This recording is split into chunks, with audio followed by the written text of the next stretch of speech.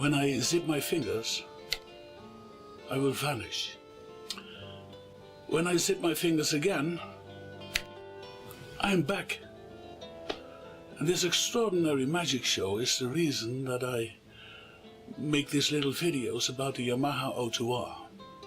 There is a lot of magic hidden in the video editing software I'm using, and I need some practice and some exercise to find my way through all the features.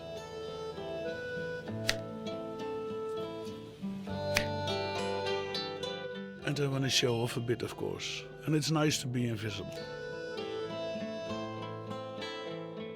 When I look to the right, there is the DM2000 made by Yamaha, which is maybe 3 times the O2R, but also 3 times as complicated as the O2R. And that's why I still use the O2R for recordings. Easy to use. The analog hardware is connected to the ADAT interface with XLR cables. The ADAT is connected to the main interface with optical cables, and it's the ADAT I'm going to remove.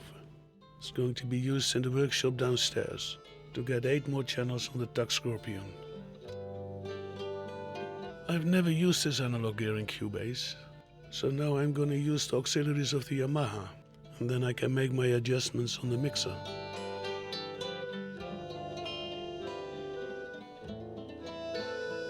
All the cables going to my interface will be connected to the analog slot card. I can recall them on tape. There is room for 6 jacks in the auxiliary send. Auxiliary 1 and 2 is dedicated to the TC Unity card, 7 and 8 to the internal effects. So we have 4 auxes left.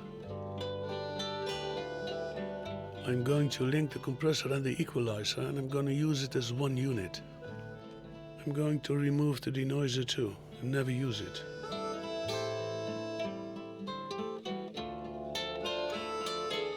The returns are on channel 9, 10, 11, 12.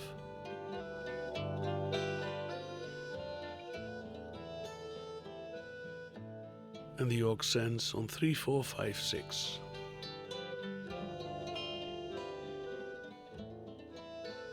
Now I can use this in the Yamaha. This whole enterprise took me more than half a day, and I blocked the original audio so you won't hear me grumble.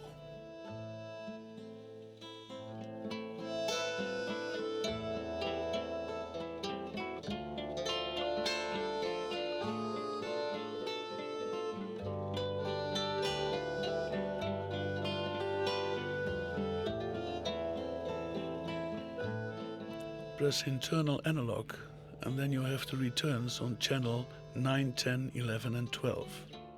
Card slot 4 is the TC Unity card, and then the aux returns won't work. So if you press internal analog, then you have the TC Unity card on channel 21, 22. Then you have them both, with no stereo image on the TC Unity card.